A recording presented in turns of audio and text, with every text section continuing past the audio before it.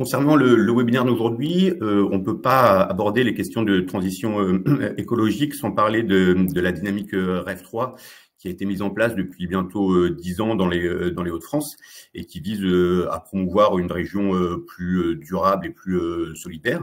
Et au niveau de la formation, le programme régional de formation, le PRF et les différents cahiers des charges nous soumettent aujourd'hui à une obligation de tenir compte de ces problématiques environnementales. Je vous invite donc pour en savoir plus, à aller consulter le dossier REV 3 que le C2RP a établi, que vous pouvez retrouver également dans les liens partagés en bas à droite de votre écran. Bonjour à tous et à toutes. Donc, je suis Laura Dawson, qui est consultante et formatrice RSE pour l'association Formétique, qui a été créée en février 2015 et qui propose des formations, des audits et du conseil pour développer vos compétences en qualité, en innovation pédagogique et en responsabilité sociétale. Nous sommes également partenaires d'organismes européens pour répondre aux enjeux sociaux et environnementaux de la société actuelle et future. Et on remercie le C2RP de nous avoir permis d'animer ces 4 webinaires dans le cadre du cycle Innovation 2024. Et on a hâte aussi de retrouver le C2RP à Arras mardi prochain, puisqu'on animera pour Résonance un atelier sur l'éco-conception.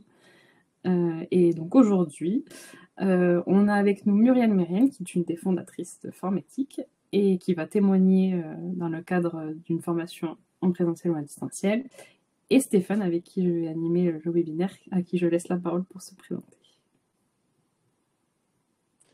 Oui, bonjour à tous et à toutes. Donc, je me présente, Stéphane Ponté, donc je fais partie de l'association Formétique, tout comme Laura et Muriel. Et moi, je m'intéresse plus spécifiquement sur les sujets de sobriété numérique. Donc, j'accompagne notamment les organisations qui souhaitent aller vers ce type de démarche de sobriété numérique et également les organisations aussi qui souhaitent réduire leur impact climatique à travers des projets ou des actions à l'intérieur des organisations.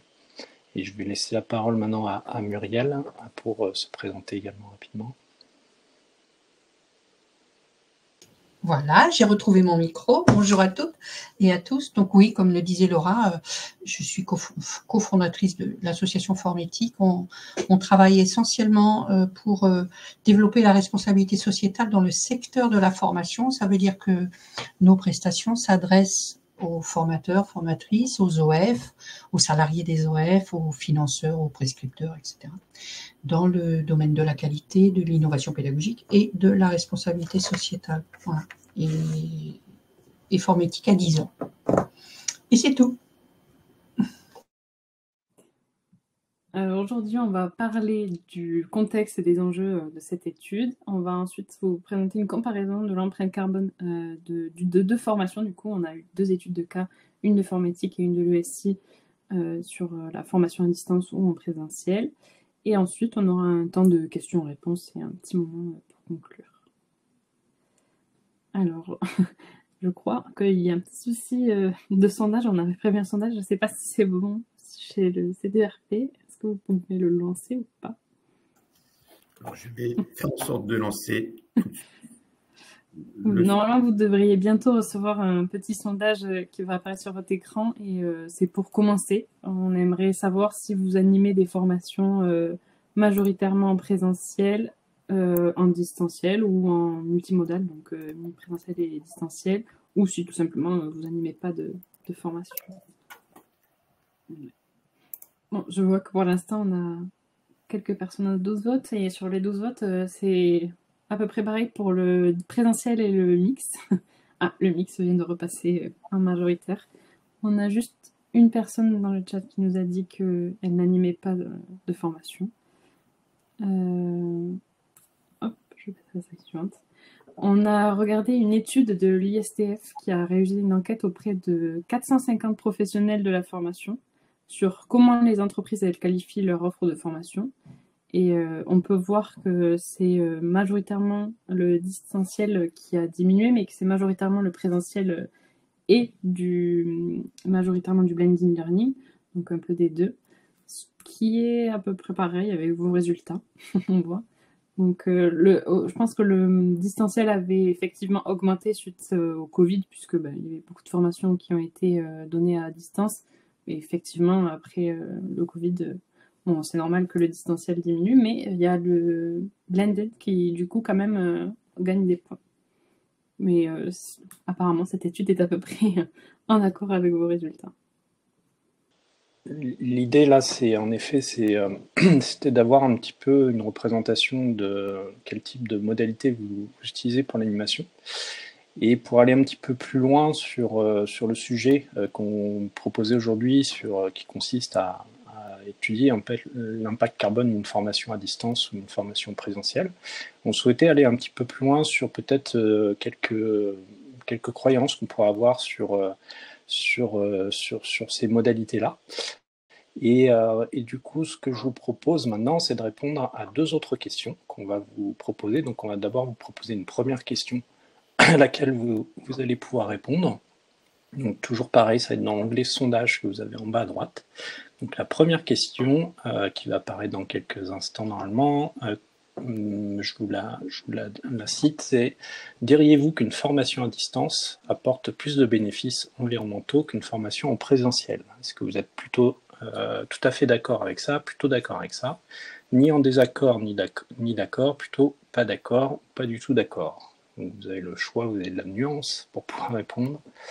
Donc je vous propose de choisir la mention qui correspond le mieux en tout cas à ce que vous pensez. Donc diriez-vous qu'une formation à distance apporte plus de bénéfices environnementaux qu'une formation en présentiel?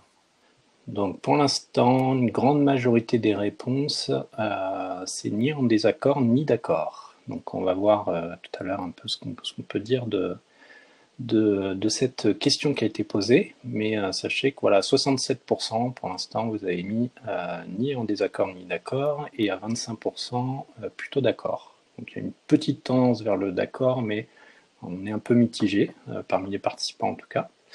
Donc maintenant je vais vous proposer une deuxième question qui va apparaître de la même façon dans l'onglet sondage en quelques instants. La deuxième question, c'est diriez-vous qu'un support de formation numérique est plus responsable d'un point de vue environnemental qu'un support papier? Diriez-vous qu'un support de formation numérique qu'on envoie par mail ou avec un lien sur un espace cloud par exemple, est-ce que c'est plus responsable d'un point de vue environnemental qu'un support papier imprimé qu'on distribue par exemple à des stagiaires ou à des étudiants? Est-ce que vous pensez que vous êtes tout à fait d'accord avec ça, plutôt d'accord, pas désaccord, pas d'accord, plutôt pas d'accord ou pas du tout d'accord? Et donc là, c'est un peu plus mitigé. Donc dans les réponses, on a à 38% ni désaccord ni d'accord, donc plutôt une incertitude, ou en tout cas, c'est pas une franche comment dire, affirmation d'aller vers le papier ou vers le numérique. Plutôt pas d'accord, qui arrive en deuxième à 31%. Donc pareil, on est quand même, on a une tendance pour aller vers l'accord, mais c'est pas une grande majorité. Donc on va pouvoir illustrer ça avec quelques informations qu'on voulait vous partager. En fait, ce qu'on voulait vous partager, c'est de commencer par déconstruire certains mythes qu'on peut entendre, qui sont pas mal relayés, notamment dans la presse, dans les médias, sur le numérique.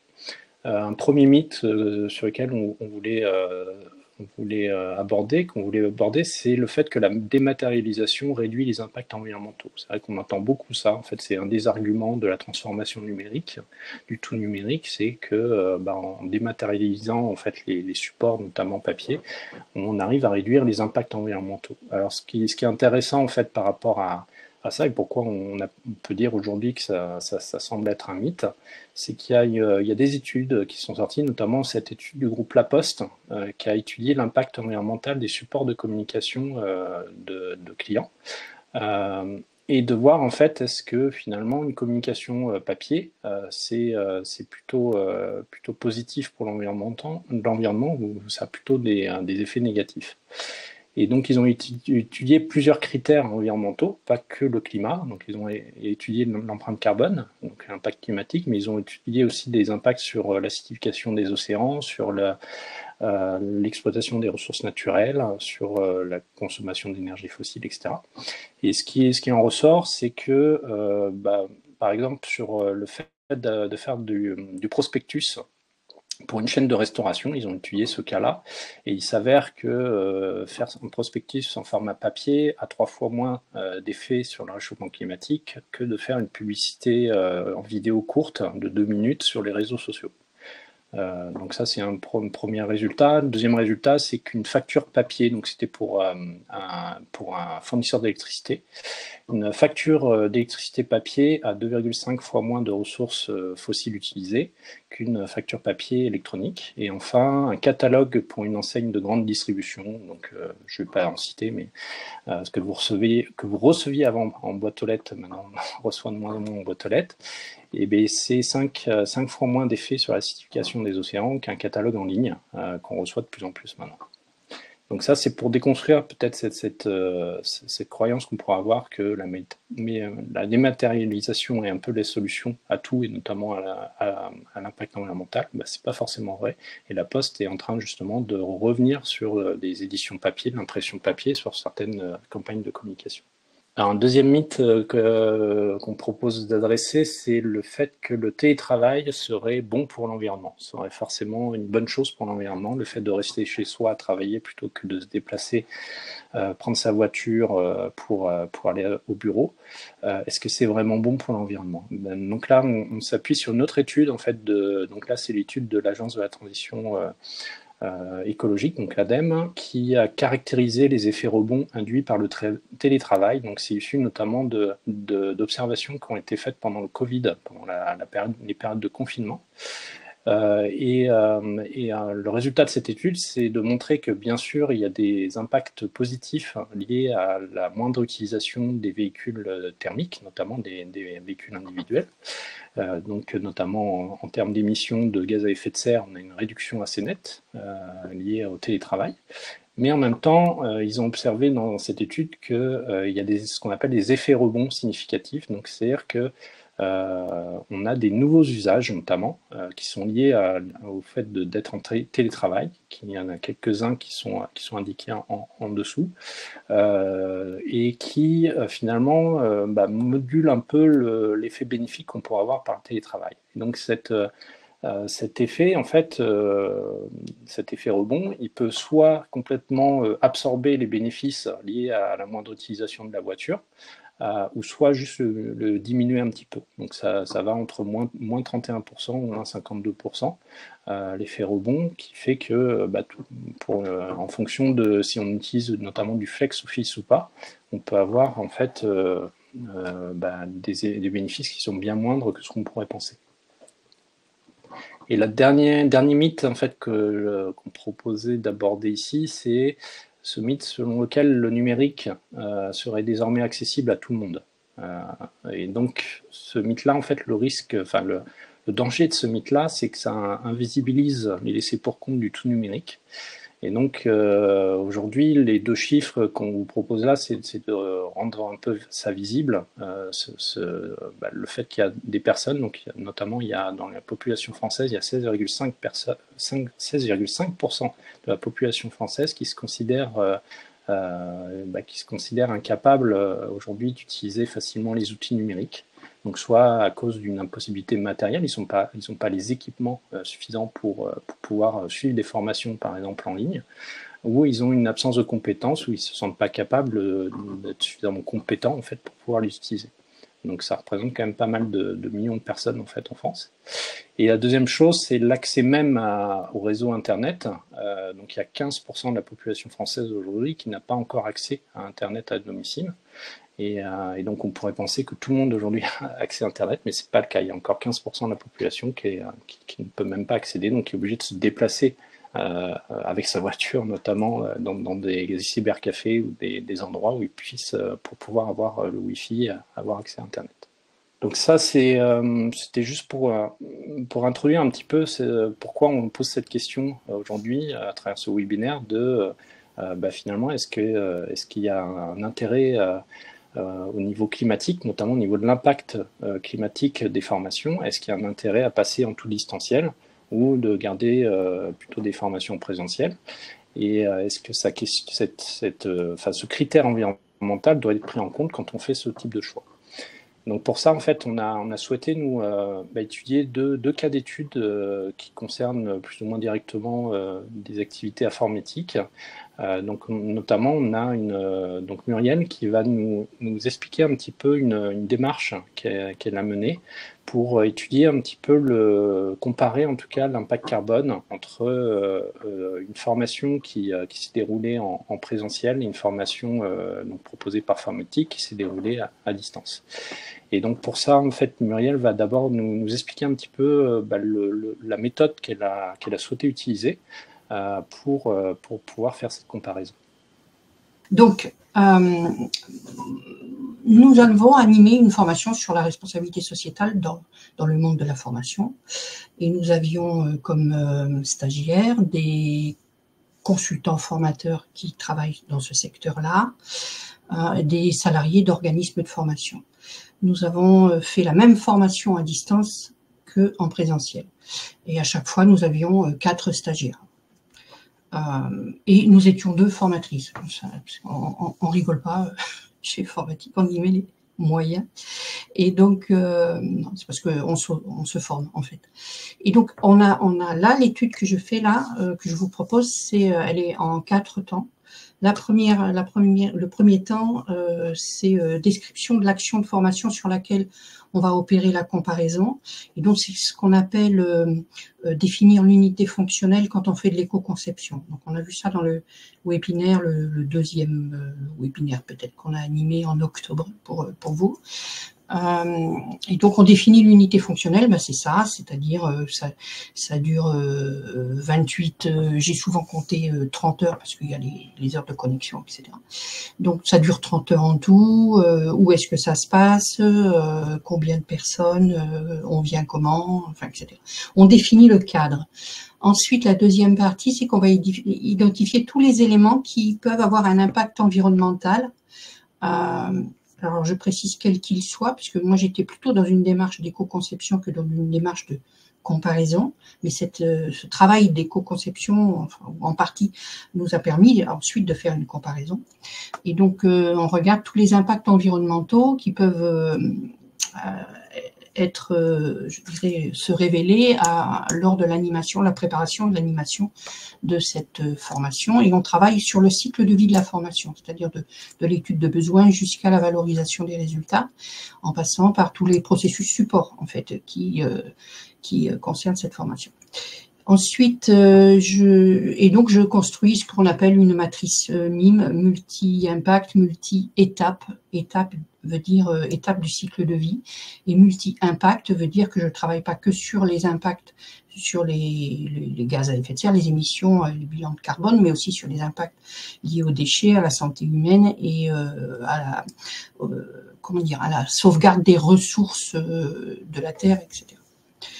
Et une fois qu'on a fait cette première matrice MIM, on la réduit et ensuite on fait le calcul. Alors, qu'est-ce que ça donne? Alors, c'est très, très raccourci ce que je vous dis, mais il faut retourner voir le webinaire sur l'éco-conception. Et donc, finalement, sur la formation en présentiel, on est arrivé à identifier là, c'est des ordres de grandeur. En fait, je qualifie avec 1+, 2+, ou 3+, mais sans donner de chiffres. On n'est pas sur des équivalents carbone, hein. On est juste sur des ordres de grandeur d'impact. Et là, je vois que les PC de bureau, les PC, je m'en sers lors de l'étude de besoin, de l'ingénierie PEDA, de la démarche commerciale. Je m'en sers pour préparer les supports de cours, etc. Enfin, je fais une étude. Voilà. Donc, j'ai un gros des impacts à calculer ou à évaluer par rapport au PC de bureau. Ce sont surtout non pas des transferts de données, mais plutôt la construction du PC, l'impact sur les ressources naturelles et les émissions de gaz à effet de serre lors de la fabrication des matériels. Voilà, après j'ai les portables, etc. Donc après, on a des gros impacts en présentiel de type déplacement des stagiaires et déplacement de la personne qui fait les activités commerciales. Et j'ai des impacts importants. Vous voyez, j'ai mis que 2+, mais c'est vraiment c'est pas calculé à cet endroit-là, sur les stockages de données, donc sur les data centers, sur le transport des données numériques et sur la consommation qu'on a sur les vidéos. Alors voilà, ça c'est la matrice synthétique du travail qui a été fait sur la formation en présentiel. Puis après, je fais la même chose, mais sur la formation à distance. Et là, ben, alors, j'ai oublié, là, sur le présentiel, il me semblait qu'il y avait du papier. Voilà, c'est ça, il y a du papier imprimante. Parce que, évidemment, en présentiel, moi, j'imprime. Hein, un petit peu, mais j'imprime. Et à distance, alors je ne l'ai pas mis, on imprime aussi, mais c'est pas l'OF qui imprime, c'est vraisemblablement les stagiaires. Et il faut le compter. Mais on a estimé que c'était moins important que, en termes d'impact que ce qui... mais ça n'a pas été calculé, en fait. Voilà. Mais au départ, je l'ai enlevé, le papier, pour la distance. Il n'empêche que quand on fait de l'éco-conception, on y pense à ça. Au fait que le stagiaire, lui, va imprimer ce que vous lui avez pas donné en version papier. Et puis là, donc je retrouve à peu près la même chose que ce que j'ai fait sur le présentiel. Avec, on voit qu'on s'intéresse plus à l'utilisation des matériels et la fabrication des matériels, je n'ai pas bien noté là, et l'utilisation des vidéos qui est le problème principal du numérique. Et juste pour dire, là, vous n'avez pas tous les résultats. Hein, Laura vous les présentera tout à l'heure. On a fait des calculs derrière ça. Donc, pour chaque zone un peu foncée, on a fait une évaluation des émissions de gaz à effet de serre pour finalement aboutir à un résultat qui vous sera présenté juste après le prochain exemple. C'est juste là un mot pour dire que ce n'est pas une étude académique sur l'empreinte carbone précise, c'est une étude rapide qui doit aider à prendre des décisions. Moi, je me mets dans la posture de l'éco-socio-conception et dans un premier temps, là, on est plutôt sur l'éco-conception et on s'intéresse que aux impacts environnementaux. Et l'objectif de ça, c'est d'identifier des pistes d'amélioration, pas plus. Les pistes de réflexion, donc, qui peuvent amener à des améliorations, qui découlent de cette petite étude qui a été faite, c'est de travailler auprès de nos parties prenantes pour que les déplacements soient moins émetteurs de gaz à effet de serre, qu'il faut améliorer nos supports numériques et les supports papier, alors les améliorer pour qu'ils aient moins d'impact et qu'ils soient plus accessibles aussi, hein, quand on veut parler d'impacts sociaux. D'identifier les bonnes pratiques en matière de vidéo, puisqu'il y a des bonnes et des mauvaises pratiques, et de réfléchir à la qualité environnementale des serveurs de données sur lesquels nous stockons nos fichiers et faire le bon choix du serveur. Voilà. Ce sont les 4 points, les 4 conclusions qui ont découlé de cette étude. Et j'en ai terminé et je répondrai à vos questions si vous en avez sur le chat. Merci. Donc, avant qu'on présente les résultats de cette première étude, on voulait aussi vous présenter le contexte d'une deuxième étude qui a été menée là, dans un autre cadre, dans un cadre universitaire, enfin d'école supérieure en tout cas. Et c'est Laura qui va nous présenter ça. Donc l'intérêt pour nous, ce sera de voir s'il y a une confirmation en faisant ces deux études d'une tendance en fait entre qu'est-ce qui pèse finalement dans l'empreinte carbone d'une formation à distance ou d'une formation présentielle. Et donc je laisse Laura présenter ce deuxième cas d'étude. Merci. Alors ici, on a interrogé du coup 2 formatrices de l'ESI Business School, qui est du coup une école de commerce et de management spécialisée dans le développement durable. Et donc l'école, elle propose des cours soit en initial ou en alternance, du bachelor au master, mais aussi du coup soit des cours en présentiel, soit des cours en distanciel. Donc là, on a 2 formatrices qui ont donné la même formation, le même cours de 3 heures, à la seule différence que du coup, il y en a une qui l'a donné en présentiel à Toulouse et une autre qui l'a donné en e-learning, du coup, à l'aide de l'outil Google Meet en visio. Donc, on a à peu près le même nombre d'étudiants. Alors, le tableau a changé, mais du coup, on a fait une étude sur le présentiel où il y avait 19 étudiants et à distance 15 apprenants et une seule formatrice à chaque fois. Le lieu de formation, du coup, à Toulouse, c'est à Jean Jaurès. Donc là, on a bien pris en conséquence que les transports en commun étaient quand même plus accessibles, etc., pour lancer le calcul de l'empreinte carbone. Alors c'est très petit, je ne sais pas si vous allez pouvoir zoomer, mais pour pouvoir calculer ici, on a du coup voulu faire vraiment une empreinte carbone et pas une empreinte environnementale sur les deux formations. Donc on a fait un tableau qui reprend à chaque étape du cycle de vie de leur formation les ressources qui ont été nécessaires pour elles durant leur formation. Donc je ne suis pas sûre que vous allez bien voir, mais pour l'analyse des besoins, du coup, forcément, pour celle en présentiel, elle s'est déplacée pour pouvoir échanger avec la référente pédagogique, donc il y a eu un transport, alors qu'à distance, ça s'est seulement fait en distanciel au téléphone. Pareil pour la conception, c'était à peu près pareil, puisqu'elles ont utilisé du coup les mêmes outils. Ce qui était assez bien, puisque du coup, sur cette formation, elles avaient le même support, donc un support à peu près de la même taille, et les mêmes outils, puisque, alors, dans notre calcul, on n'a pas pris en compte le fait que les étudiants ont tout accessible sur un Google Classroom. On n'a pas eu accès à cette information sur l'empreinte carbone du Google Classroom, mais sur ce calcul-là, puisque ici c'est pour montrer lequel a un plus grand impact, distanciel ou présentiel, c'est pas dérangeant puisque du coup elles l'ont toutes les deux utilisé. Mais c'est vrai que si on faisait une méthode de calcul d'empreinte carbone vraiment très très sérieuse, il faudrait prendre ça en compte. Ensuite, on a du coup sur la commercialisation où elles n'étaient pas concernées puisque c'est dans le cadre d'un master, donc c'est l'école qui a pris ça, enfin qui s'en occupait. Mais effectivement, si on avait calculé l'empreinte carbone du master, par contre, là, il aurait fallu calculer l'empreinte carbone de la commercialisation, par exemple, si elle se déplace dans des salons ou autre. Là, il aurait fallu le prendre en compte, ou par exemple même les posts sur les réseaux sociaux, etc. Ensuite, sur la mobilisation des ressources, là c'est pareil, elles avaient les mêmes ressources, donc c'est pas ici que la différence va se jouer. Mais sur la réalisation, par contre, du coup, on avait effectivement en présentiel, du coup, un calcul pour les transports, que ce soit à la fois de la formatrice et à la fois des apprenants. Donc pour faire le calcul des transports des apprenants, on n'avait pas de données, enfin il n'y avait pas eu de questionnaire envoyé au préalable aux étudiants pour savoir quel transport en commun ils avaient pris ou pas, ou s'ils étaient venus en voiture. Donc effectivement, pour nous, on n'a pas pu le prendre en compte, donc on a pris une moyenne pour faire ce calcul. Je tiens à préciser que aussi, alors là, vous allez voir sur les résultats à la fin, nous, comme je vous ai dit, il y avait 19 apprenants pour le présentiel et 10 pour le distanciel. Donc à la fin, le total est un peu faussé, puisque du coup, il y en a une qui a 19 apprenants et une qui en a moins.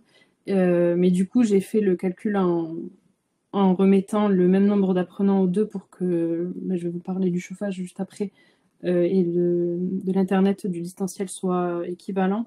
Et effectivement, on arrivait à un résultat quasiment similaire. C'était toutes les deux à 20, donc 20 et virgule quelque chose, mais on arrivait à 20. Mais ça, je vais y revenir.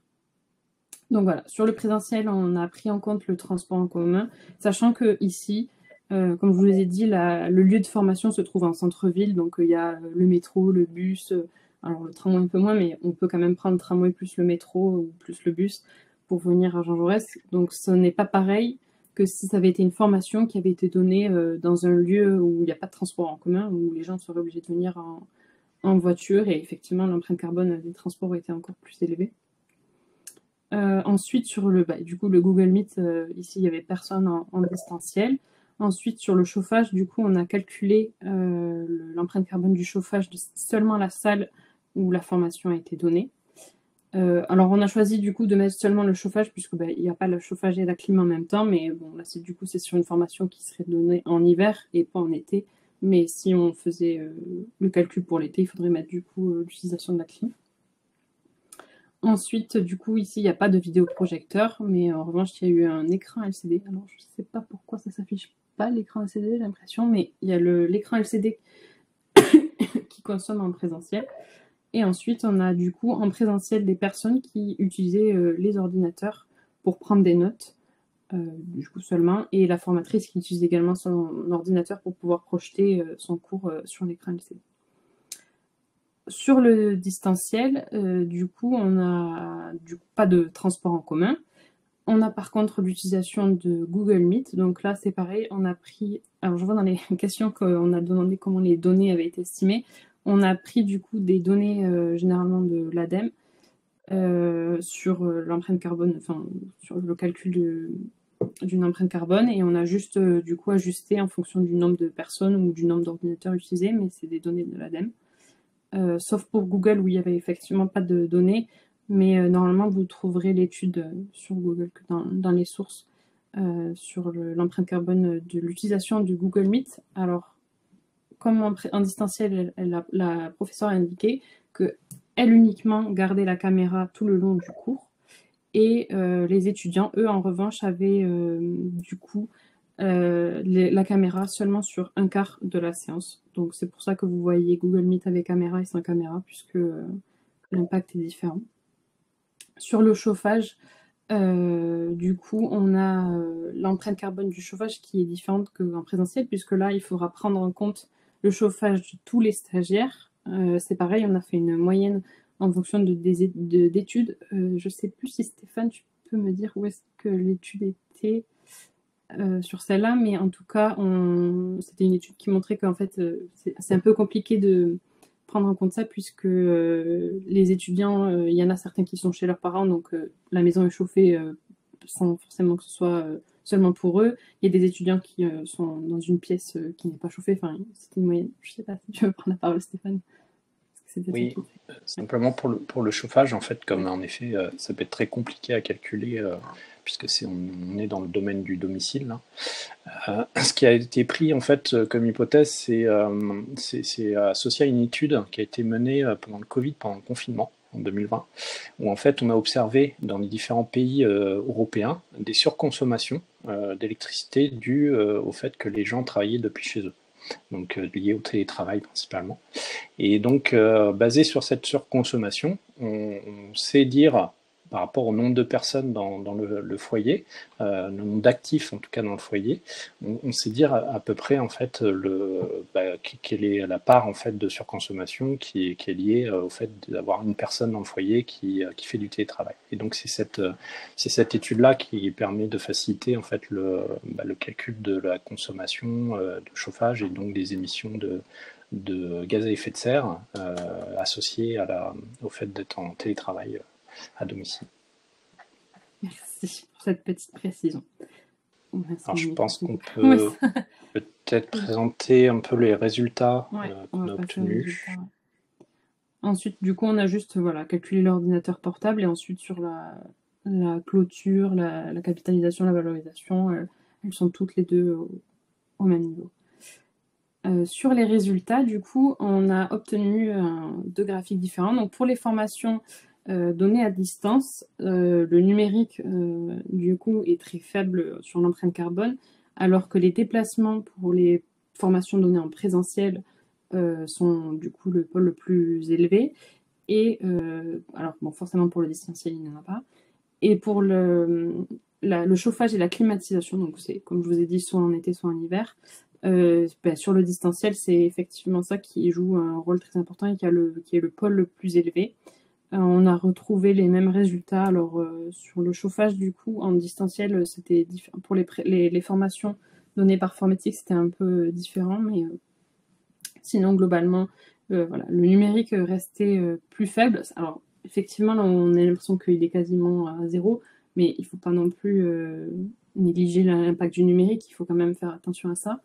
C'est pas du tout ce qu'on est en train de dire, de ne pas prendre en compte le numérique, mais effectivement, contrairement à certaines idées reçues, c'est les déplacements et le chauffage qui peuvent faire la différence.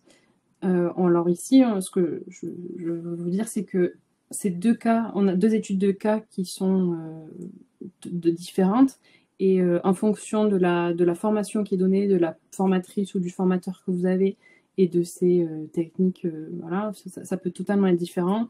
Les déplacements, pareil, si vous avez une formation où tout le monde vient en vélo, forcément, les déplacements seront vraiment minimes, ou même si tout le monde venait en métro et que personne ne venait en voiture, ça pourrait diminuer. La climatisation et le chauffage, c'est pareil, ça peut dépendre. Vous pouvez avoir des personnes qui ne se chauffent pas du tout, ça dépend des personnes que vous avez en face. Donc, ce n'est pas des résultats où on n'est pas du tout en train de dire qu'il faut faire soit du distanciel, soit du présentiel. ça peut être très variable. Je peux juste rajouter quelque chose. Donc, vous ne me voyez plus parce que j'ai changé de PC, puis je n'arrive pas. Bon, voilà, c'est mes difficultés avec l'informatique. Donc, sur les résultats des formations RSE de 30 heures chez Formétique, vous voyez le déplacement là qui est bien plus important, voire même en valeur que. Donc, nous, on était 6, 2 formatrices et 4 stagiaires. Et vous voyez que chez Alési, ils étaient environ 15 ou 19, je ne sais plus, en présentiel et une formatrice. Donc peut-être 20 et 6, voilà. Et les déplacements ont été largement bien plus importants chez Formétique parce qu'une de nos formatrices habite loin et a une voiture. Donc voilà, c'est ça qui a provoqué ça. C'est donc circonstanciel, ponctuel. Ce n'est pas un fait, ce que disait Laura, c'est pas comme ça. C'est vraiment à étudier au cas par cas, mais c'est ça qui nous a fait dire que nous, notre axe d'évolution, vraiment, c'est le déplacement. En plus, on fait nos formations à Ramonville-Sainte-Agne, qui n'est pas tout à fait Toulouse, qui n'est pas très bien accessible en transport en commun, alors que les îles, quand ils le font au centre de Toulouse, tous les étudiants peuvent y aller en métro ou en bus. Donc, on est sur des conditions différentes. Et puis, on a aussi vu une étude qui montrait qu'il y avait plus de tendance à prendre les transports en commun pour les étudiants, donc pour le SI, et alors que les formations de formatique sont données à des personnes qui travaillent, des adultes qui ne sont pas plus étudiants, et effectivement, ces personnes-là prennent plus facilement la voiture que les étudiants. Donc il y a ça aussi qui à prendre en compte, c'est le public que vous avez en face, enfin les apprenants que vous avez en face de vous pour vos formations. Ok, alors là, on a montré un résultat qui a fait un focus uniquement sur un impact environnemental, qui est l'impact carbone, donc l'impact sur le changement climatique. Mais en fait, on aurait pu aussi, si on avait voulu, mais ça aurait été beaucoup plus complexe, regarder plein d'autres impacts sur l'environnement, donc l'utilisation de ressources. Et là, le numérique, en l'occurrence, aurait eu un poids beaucoup plus important, par exemple, sur l'utilisation des ressources naturelles que sur les émissions de gaz à effet de serre. Et on aurait pu aussi s'amuser à regarder les impacts d'un point de vue social. Donc, est-ce que le fait de faire des formations à distance, ça exclut pas certaines populations, en fait, soit parce que les outils ne sont pas suffisamment accessibles, ou soit parce qu'on a vu tout à l'heure, ils n'ont pas accès, en fait, à Internet, ou ils ne sont pas équipés suffisamment pour pouvoir suivre la formation confortablement. Et puis, on aurait pu aussi se poser la question, j'ai vu qu'il y avait une question là par rapport notamment à la satisfaction des stagiaires ou des apprenants, et on peut se poser la question aussi de la viabilité économique aussi qu'il y a derrière en fait les choix qu'on peut faire, c'est-à-dire à vouloir faire des formations 100% vertueuses au niveau de l'environnement, peut-être qu'on peut finalement rendre une formation qui n'est plus viable économiquement. Et donc ça, c'est des questions aussi à se poser. Et donc là, on commence à se dire finalement comment on fait, comment on prend des décisions quand on a des impacts multiples de ce type-là, donc des impacts économiques, des impacts environnementaux et des impacts sociaux. Donc la réponse qu'on a apportée là-dessus, mais que c'est lié vraiment à notre expérience, il y en a peut-être plein d'autres réponses, mais nous, la réponse qu'on avait envie de partager là, c'est de dire que on pense que ce qui est important, c'est de bien caractériser, en amont de la formation notamment, bien caractériser les besoins des parties prenantes. Et donc, quand on a ce qu'on appelle parties prenantes dans le cadre d'une formation, c'est les apprenants et les bénéficiaires, mais c'est aussi les clients et les commanditaires, les tiers financiers ou les partenaires, qui ont chacun des besoins peut-être différents. Donc, on parlait tout à l'heure d'un support de formation papier ou numérisé. Peut-être qu'il y a des besoins différents en fonction de si on s'adresse aux apprenants. Peut-être qu'ils ont besoin d'avoir un support en cours ou pendant la formation pour pouvoir prendre leurs notes et de pouvoir y revenir plus tard, en fait, et c'est intéressant d'avoir un support papier pour ça.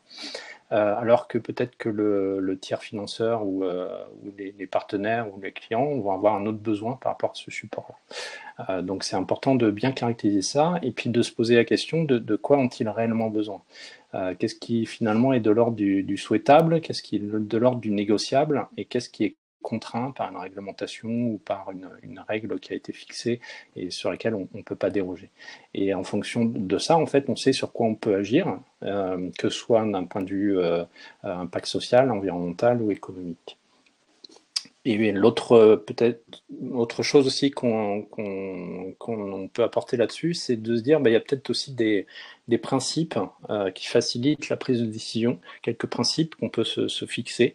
Par exemple, on peut se dire, pour pouvoir amener quelque chose de façon, pour simplifier certains messages, on peut se dire, en effet, c'est intéressant d'utiliser en fait ce qu'on appelle le FALC, donc le facile à lire et à comprendre. Donc d'utiliser en fait, donc il va sur un support par exemple de formation, d'utiliser une méthode FALC pour pouvoir simplifier les messages qu'on veut transmettre aux apprenants. Et donc ça, le problème de ça, c'est que ça va peut-être consommer plus de pages. Parce que quand on veut faire du facile à lire et à comprendre, en fait, on va utiliser beaucoup de représentations visuelles notamment, et donc potentiellement, et de la couleur aussi potentiellement, et de que ça va utiliser peut-être plus d'encre et plus de papier. Mais à contrario, au niveau social, au niveau de l'impact social, ça va être plus intéressant, notamment pour des personnes qui ont peut-être plus de difficultés à lire des pages écrites sur petits caractères, etc.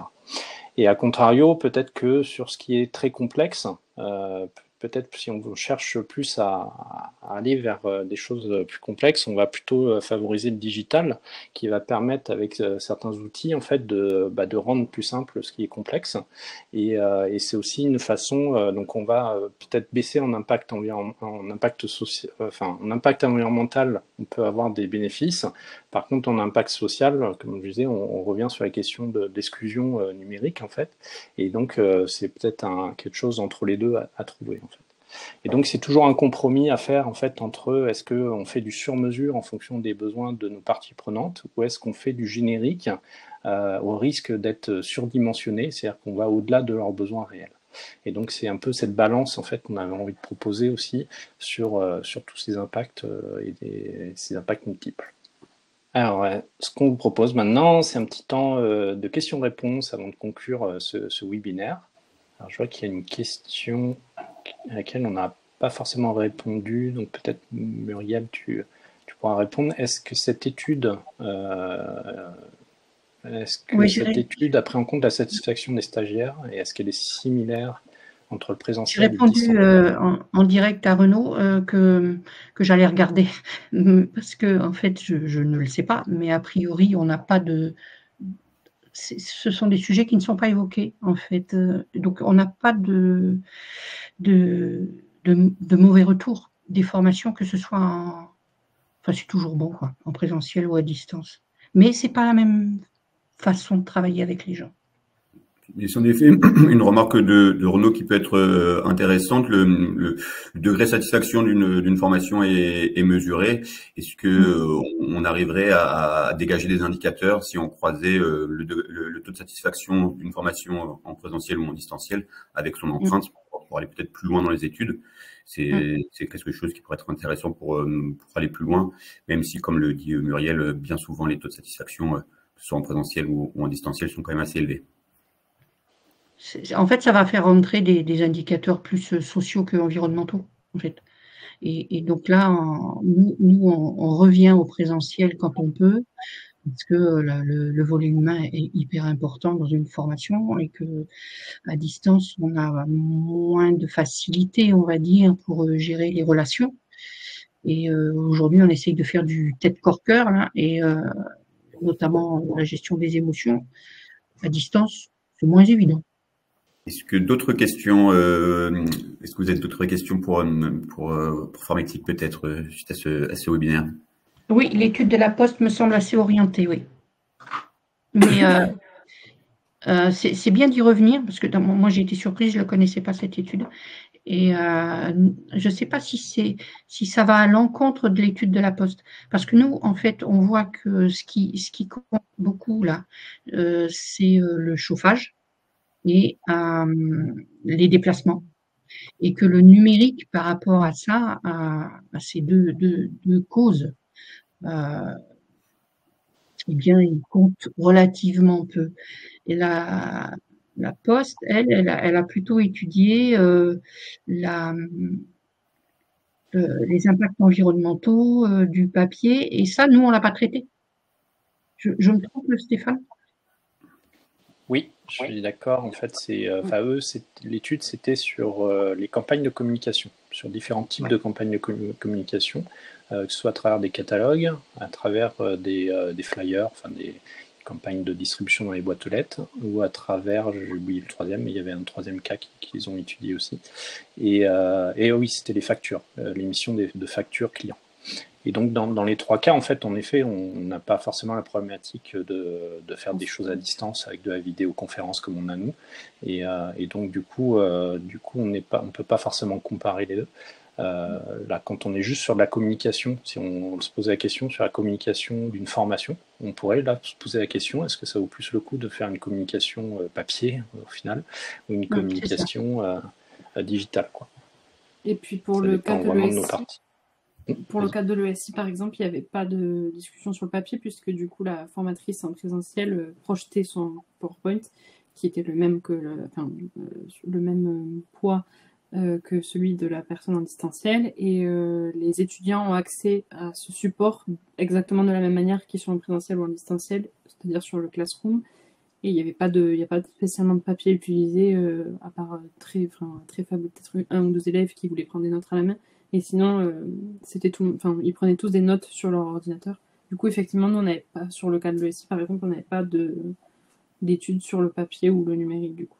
Ça veut dire que quand on fait ce genre d'études, on travaille sur le cycle de vie du process qu'on étudie, en fait, et le cycle de vie d'une campagne de communication n'est pas le même que le cycle de vie d'une formation. Donc c'est vrai que c'est complexe finalement, et que c'est pas facile de comparer les choses. Merci. Si vous n'avez plus de questions, on va faire une petite conclusion. Donc aujourd'hui, on a du coup exploré l'ensemble de l'impact carbone des formations présentielles ou distancielles. Mais si on veut aller plus loin dans la démarche, il est vraiment essentiel d'élargir du coup la réflexion aux autres impacts environnementaux et aux sociaux, si on veut aussi. Donc avec l'extraction des ressources naturelles ou la préservation de la biodiversité, la gestion de l'eau, etc. Ici, on a seulement pris en compte du coup l'empreinte carbone. Ensuite, en levier d'action pour agir, on peut du coup se former à l'éco-conception ou encore mieux à l'éco-socio-conception pour avoir une approche sociologique qui là permettent de diminuer du coup l'empreinte environnementale à chaque étape du cycle de vie de nos formations, comme Muriel l'a montré, et en prenant en compte à la fois les enjeux environnementaux et la dimension sociale si on fait de l'éco-socio-conception. Et donc ici, si vous deviez retenir une chose, c'est qu'il faut se méfier des idées reçues. Une formation en présentiel peut, dans certains cas, avoir une empreinte carbone qui est plus importante qu'une formation à distance, mais l'inverse peut être également vrai. Ça va dépendre des choix qu'on fait, donc sur nos déplacements, sur les infrastructures qui sont utilisées, ou encore sur les outils qu'on mobilise, que ce soit numérique ou pas, ou du papier. Et ce qui compte, c'est de prendre des décisions qui sont éclairées et adaptées à chaque contexte de nos formations qui sont toutes différentes les unes des autres. Et donc, il n'y a pas de vérité, c'est du cas par cas. Et si on donne nous-mêmes la même formation à distance ou en présentiel, c'est à nous de calculer notre empreinte et de faire au mieux à chaque étape de nos cycles de vie de notre formation. Voilà. Merci à tous en tout cas pour votre participation et vos réponses au sondage et vos questions.